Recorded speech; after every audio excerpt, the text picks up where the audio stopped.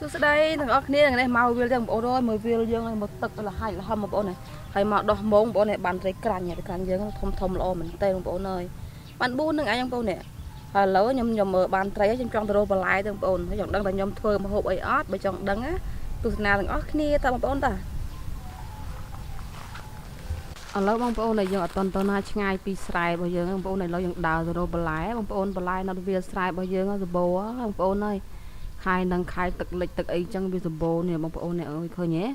បងប្អូនឃើញផ្កាស្នោបងប្អូនអើយលឿងពេញវាស្រែបងប្អូននេះខ្ញុំឃើញខ្ញុំបេះរហូតបងប្អូនឃើញថាបេះបងប្អូនអើយបេះអត់ចង់ឈប់ទេម្នាក់ហើយនិយាយថាស្រស់ល្អមែនទេបងប្អូនមកឃើញអត់និយាយថាខែនេះសម្បូរបន្លែធម្មជាតិញ៉ាំបងប្អូនឃើញអត់ថាបន្លែថាស្អីក៏មានដែរបងប្អូនតកួនស្អីក៏មានផ្កាស្នោអីពេញបឹងពេញស្រែបងប្អូននេះហើយញ៉ាំបានចុះក្នុងទឹកឯងព្រោះអីវានៅលើគោកនេះមានដែរបងប្អូនឃើញអត់ហើយផ្កាបងប្អូនអើយលឿងពេញដើមបងប្អូនផ្កាច្រើនមែនទែនហ្មងបងប្អូនចង់បេះប្រហែលក៏បានបងប្អូននេះនិយាយថាចង់បេះដាក់ធុងពីត្រូក៏ដាក់អស់បងប្អូននេះអូយវាលឿងល្អោកពេញដើមហ្មងឃើញនេះអូខ្ញុំឃើញខ្លាញ់មែនទែននិយាយថាបេះមិនចង់ឈប់ហ្មងបងប្អូនឃើញនេះហើយយីម៉ូតូយីឡើងចាយឡើងធំបងប្អូននេះ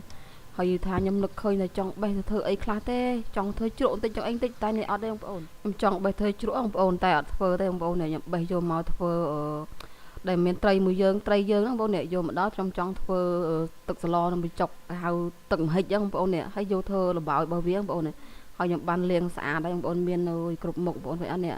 ហើយគ្រឿងក្រៅរបស់យើងស្លបងប្អូននេះមានក្រូចលឹកអីរំដេងខ្ទឹមសខ្ទឹមក្រហមហើយត្រីរបស់យើងហ្នឹងបងប្អូនហើយនេះបន្លែរបស់យើងបេះហ្នឹងបងប្អូនហើយបន្លែផ្សេងហ្នឹងយើងទិញខ្លះបេះខ្លះបងប្អូននេះឃើញអត់ស្អាតបងប្អូននេះហើយឃើញឡើងតំណងចង់ហូបមែនទេបងប្អូនឡើងចាប់ផ្ដើមតិចទៀតហ្នឹងយើងផ្សំគ្រឿងទាំងអស់គ្នាបងប្អូននេះផ្កាស្នោយើងបេះមិញហ្នឹងទីពិថាបងអើយខ្ចីមែនទេហ្មងខ្ញុំគ្រាន់តែឃើញភ្លាមមកគឺចង់ញ៉ាំបងប្អូនហើយអាផ្កាស្នោហ្នឹងត្រូវជាមួយនឹងនំបញ្ចុកទឹកម្ហិចរបស់យើងបងប្អូននេះហើយឥឡូវយើងដាំទឹកដាក់ដាំទឹកមុនហ្នឹងឥឡូវពុះឲ្យបងប្អូននេះឥឡូវយើងចាប់ដើមតិចទៀតចាំដាក់គ្រឿងក្រៅរបស់យើងដែលយើងផ្សំមុនហ្នឹងបងប្អូននេះហើយដាក់ត្រីរបស់យើងចូលមកបងប្អូនដើម្បីធ្វើទឹកស្លនំបញ្ចុកទឹកស្លទឹកម្ហិចណាបងប្អូនហើយឥឡូវគេល្បីបងប្អូនអាទឹកស្លហ្នឹងហើយអាមួយរសជាតិវាឆ្ងាញ់ចឹងបងប្អូនពេលធ្វើញ៉ាំទៅគឺឆ្ងាញ់មែនទែនមិនបាច់ចាំតែញ៉ាំដល់ណាឆ្ងាយធ្វើញ៉ាំនៅផ្ទះខ្លួនឯងក៏បានហើយត្រីស្រែធម្មជាតិពិតបងប្អូននេះគ្រឿងក្រៅដែលខ្ញុំបងមានអញ្ចឹងបងប្អូននេះឥឡូវយើងដាក់ស្ងោរត្រីចោលមកយើងមកបុកអំបិលម្ទេសបងប្អូនបុកអំបិលម្ទេសញ៉ាំមួយនំបញ្ចុកទឹកម្ហិចហ្នឹងបងប្អូននេះឃើញអត់អូយនិយាយថាក្រឃើញអំបិលបុកម្ទេសហ្នឹងក៏ស្រៀតក្មាត់បងប្អូននេះហើយម្ទេសរបស់យើងហ្នឹងយើងបុកកុំឲ្យម៉ត់ពេកបងប្អូនម៉ត់ពេកក៏អត់ឆ្ងាញ់ដែរណាខ្ញុំបុកយ៉ាងមកហើយតបមកយើងដាក់គ្រឿងក្រៅរបស់យើងបន្ថែមទៀតបងប្អូននេះ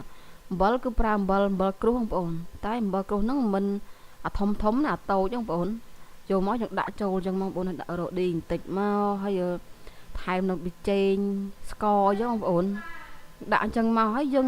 កុំឲ្យបុកវាទៀតយើងគ្រាន់តែញុំបងប្អូននេះញុំវាអញ្ចឹងតិចបានហើយកុំឲ្យម៉ត់ពេកអត់ឆ្ងាញ់បងប្អូនឃើញអត់នេះអូយក្រឃើញចង់ស្រក់ទឹកម៉ត់ហ្មងបងប្អូននេះនំបញ្ចុកហ្នឹងត្រូវមួយអំបិលម្ទេសបងប្អូននេះអំបិលម្ទេសក៏បានអំបិលបុកម្ទេសក៏បានបងប្អូនណាអូយនិយាយថាខ្ញុំនិយាយថាបុកបដាហ្នឹងបងប្អូនហើយស្រៀវទឹកមាត់បដានេះក្លិនម្ទេសឡើងឈួលបងប្អូនហើយយើងមានម្ទេសអាចសាត់របស់យើងនេះទុកញ៉ាំមួយទឹកសាឡនហ្នឹងបងប្អូននេះអូយគេថាបងប្អូនហើយកុំភ្លេចធ្វើញ៉ាំបងប្អូននេះខែនឹងសម្បូរត្រីស្រែបងប្អូនយើងយកត្រីស្រែមកធ្វើក៏បានមិនបាច់ចាំត្រីសមុទ្រត្រីអីបងប្អូនព្រោះអីស្រែវាធម្មជាតិអញ្ចឹងវាឆ្ងាញ់ហ្នឹងបងប្អូនទឹកវាអូយវាថាជាតិនេះអំបិលបុករបស់យើងហើយបងប្អូនអូតំណងអត់នេះបងប្អូនអូយប្រទេសមានពីរពណ៌ទៀតបន្លែរបស់យើងនំបញ្ចុករបស់យើងរៀបបានមកកញ្ច្រែងហើយយើងតុបតែងតិចបងប្អូននេះនៅសម្រស់គេស្អាតផូរផង់បងប្អូនមានផលិតមានតែយងចេកមានជីមានតែសក់មានអីចឹងបងប្អូនហើយដើមខ្ទឹមនេះគឺយើងហាន់ដាក់ក្នុងទឹកស្លរបស់យើងហាន់ល្មមមកទឹកស្លយើងតិចដែរបងប្អូនទឹកស្លយើងពុះហើយនេះឆ្អិនត្រីបងប្អូនចាប់ដើមស្រង់ត្រីយកមកបេះសាច់បងប្អូនឃើញអត់អូយសាច់ត្រីក្រាញ់របស់យើងត្រីស្រែហ្មងបងប្អូនដាក់ម៉ងបានតែប៉ុណ្្នឹងឯងបងប្អូនម៉ងចុះទៅឃើញតែ4ហ្នឹងខ្ញុំនឹកឃើញធ្វើអីនៅកន្លោនំបញ្ចុកទឹកម្ហិចគេហ្នឹងដើម្បីផងមានអីធ្វើញ៉ាំហ្មងទៅនេះហើយមើលសាច់ត្រីបងប្អូនអូយឆោតវាអញ្ចឹងតិចបងប្អូនដើម្បីវាឆាប់ឆ្អិនឃើញអត់ហើយយើងយកមកបេះហ្នឹងក៏វាស្រួលដែរបងប្អូនស្រង់មកបងប្អូនយើងស្រង់មកហើយថាខែហ្នឹងបងប្អូនត្រីស្រែសបោអញ្ចឹងឲ្យធ្វើញ៉ាំទៅបងប្អូនហើយ មិនតលាន់ហើយឆ្ងាញ់ទៀតបងប្អូនវាប្លែកមាត់បងប្អូនយើងធ្លាប់តែនំបញ្ចុកសឡប្រហើសឡការីយើងញ៉ាំអស់ហើយឥឡូវយើងមកញ៉ាំនំបញ្ចុកទឹកម្ហិចម្ដងហើយនិយាយថាកុំភ្លេចបងប្អូនឲ្យបេះឆ្អឹងចាញ់អស់ត្រីក្រាញ់ត្រីឆ្អឹងច្រើនណាតែគាត់ថាយើងបេះប្រយ័ត្នប្រយែងមែនទែនបេះមើលច្បាស់លាស់បងប្អូនព្រោះអីតែស្លាក់យ៉ាប់អានេះអើយបងប្អូនឲ្យសាច់គេឡើងសឈ្ងុយមែនទែនបងប្អូនមើលហើយខ្ញុំបេះបដាហ្នឹងគិតបដាឯងដល់ប្រហែលចាននេះបងប្អូនហើយសាច់ត្រីរបស់យើងបេះបានច្រើនដែរហ្នឹងត្រី4ហ្នឹងហើយបងប្អូនឃើញអត់ឃើញនៅឯបគៀនសាច់ត្រីហ្នឹងឯងមើលម្ទេសហ្នឹងបងប្អូនគ្រាន់ឃើញស្ទាវទឹកមាត់បងប្អូនហើយទឹកសឡរបស់យើងនេះចុងក្រោយយើងមកបង់គ្រឿងបងប្អូនដាក់អំបិលតិចមកនេះដាក់អំបិលចូលបងប្អូនទឹកសឡរបស់យើងគឺថ្លាអញ្ចឹងបងប្អូនហើយប៊ីចេងដាក់ចូលបន្តិចមកតាមបងប្អូនចូលចិត្តហើយរ៉ូឌីតិចមកបងប្អូននេះដាក់ចូលមកញ៉ាំចូលចិត្តរៀងប្រៃផ្អែមតិចមកវាត្រូវគ្នាបងប្អូនមើលនំបញ្ចុករៀងដិតតិចមកហើយស្ករសរបស់យើងដាក់ចូលមកបងប្អូនទឹករៀងពុះបដាបដាហើយថែមទឹកត្រីបន្តិចសឡអ្នកខ្លះអត់ដែរបងប្អូនទឹកត្រីតែខ្ញុំចូលចិត្តដាក់ទឹកត្រីដើម្បីវាក្លិនឈ្ងុយហើយយើងរោយដើមខ្ទឹមដែលយើងហាន់មិញហ្នឹងដាក់ចូលមកម្ទេសតិចមកអូយបងប្អូនណាអាហ្នឹងសឡនំបញ្ចុកទឹកម្ហិចគេបងប្អូននេះក៏ប៉ាមានអាមេរិកទេបងប្អូនតែយើងគេហៅឈ្មោះគេអញ្ចឹងណាបងប្អូនឃើញទេកណូមែនតេនហើយនេះឆ្អិនដែរបងប្អូនខ្ញុំចាប់ផ្ដើមរៀបរាប់ភ្លក់បងប្អូនឃើញទេអាហ្នឹងហៅភ្លក់បងប្អូនហៅញ៉ាំហ្មងនេះវាច្រើនបងប្អូនបន្លែច្រើនមុខមែនតេនបន្លែនេះការស្ងោរយើងបេះពីស្រែមិញហ្នឹងនិយាយថាស្រួយខ្ញោកបងប្អូនហើយនំបញ្ចុកខ្ញុំញ៉ាំពីចវាយបងប្អូនដាក់ឲ្យយើងច្រើនទៅមកចវាយធំមកអូយបងប្អូនហើយគ្រាន់តែដួសបដាហ្នឹងគឺតែក្លិននឹងឈ្ងុយហើយសាច់ត្រីស្រែរបស់យើងនេះដាក់មកស្លឹកព្រាបឹបមកបងប្អូនអូយនិយាយថាពណ៌សម្បុរហើយក្លិនរសជាតិឈ្ងុយមែនតេនបងប្អូនឃើញអត់នេះហើយដាក់ទឹកអាទឹកម្ហិចហ្នឹងចូលមកនេះទឹកថ្លាហើយដាក់ទឹកម្ទេសទាំងអីដាក់ចូលមកអូយបងប្អូនហើយឈ្ងុយមែនតេនហ្មងណានិយាយរួមមើលទៅអត់តំណងទេដូចថាវាថ្លាតែក៏ពិតរសជាតិគឺឆ្ងាញ់ហ្មងបងប្អូនប្លែកហ្មងដោយសារវាមានអំបិលម្ទេសមានអីចូលក្នុងហ្នឹងទៅវាអត់ទលាន់ហ្នឹងបងប្អូនហើយឥឡូវបងប្អូនដល់វាភ្លក់ហើយខ្ញុំអ្នកធ្វើហ្នឹងបងប្អូនចង់ស្រក់ទឹកមាត់ហើយខ្ញុំជឿថាបងប្អូនណាក៏ចង់ស្រក់ទឹកមាត់ដូចខ្ញុំដែរអត់បងប្អូនហើយភ្លក់ហើយនេះនិយាយថាអូយជាតិមែនទេបងប្អូនឆ្ងាញ់ហ្មងណាញ៉ាំហើយគឺថាដកជាប់ក្នុងចិត្តបងប្អូនគឺថាធ្វើឲ្យគឺចង់លើកចង់ធ្វើទៀតបងប្អូនឃើញអត់អូយហើយមកសាច់នំបញ្ចុកសាច់ត្រីរបស់យើងចូលគ្នាអាហ្នឹងអូយឆ្ងាញ់ខ្លាំងបងប្អូនឆ្ងាញ់មែនទែនហើយអំបិលបុករបស់យើងនេះអំបិលបុកម្ទេសរបស់យើងចាប់ចឹងមកហើយញ៉ាំទៅជាមួយនំបញ្ចុកដែលយើងញ៉ាំមុនហ្នឹងមក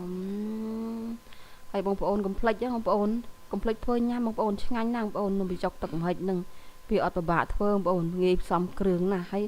ប៉ះចំត្រីស្រែយើងសម្បូរទៀតហើយម្ទេសអាចសាច់របស់យើងណាអាហ្នឹងគេហៅម្ទេសអាចសាច់បងប្អូនហើយយើងញ៉ាំមកគ្រាប់មកអូជាតិខ្លាំងហ្មងបងប្អូននិយាយថាខ្ញុំញ៉ាំហើយឆ្ងាញ់ណាស់អំបិលម្ទេសឆ្ងាញ់មែនតើបងប្អូននិយាយវាជាតិណាវាទៅវារសជាតិវាត្រីស្រែផងហើយវាទុនមួយនំបញ្ចុកហ្នឹងហើយត្រូវគ្នាមួយអំបិលបុកម្ទេសហ្នឹងទៀតអូយនិយាយថា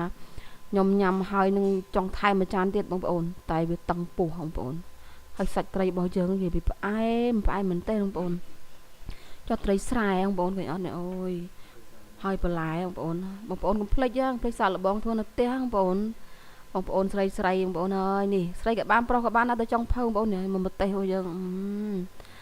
ហើយបងប្អូននេះឃើញនិយាយថានំបញ្ចុកញ៉ាំចិត្តអស់មួយចានក្រងបងប្អូនមិនតិចទេណាច្រើនណាបងប្អូនហើយខ្ញុំញ៉ាំអស់ដោយសារអីដោយសារតែវាឆ្ងាញ់បងប្អូនហើយបងប្អូនហើយចុងក្រោយបងប្អូនអើយបើខ្ញុំសូមអរគុណបងប្អូនដែលទស្សនាវីដេអូរបស់ខ្ញុំហ្នឹងណាហើយក៏ជួយ Subscribe វីដេអូខ្ញុំម្នាក់មួយបងប្អូនហើយអរគុណច្រើនអរគុណមែនតើហើយជូនពរសុខសប្បាយទាំងអស់គ្នាបងប្អូនហើយខែនេះទឹកច្រើនណាស់បងប្អូនហើយកុំភ្លេចការពារកូនចៅហើយក្មេងៗដែលតូចហ្នឹងកុំបដ ாய் ឲ្យទៅលេងទឹកលេងអីបងប្អូនទឹកច្រើនមែនតើហើយនិយាយថាលិចអស់ហើយបងប្អូនខ្ញុំទៅដើរបេះបន្លែហ្នឹងក៏ទឹកច្រើនដែរហើយអញ្ចឹងបងប្អូនប្រយ័ត្នប្រយែងមែនតើហើយនេះចុងក្រោយអរគុណច្រើនអរគុណធំបងប្អូននេះអរគុណច្រើនជម្រាបលាបងប្អូនសុខសប្បាយទាំងអស់គ្នាបាយបាយ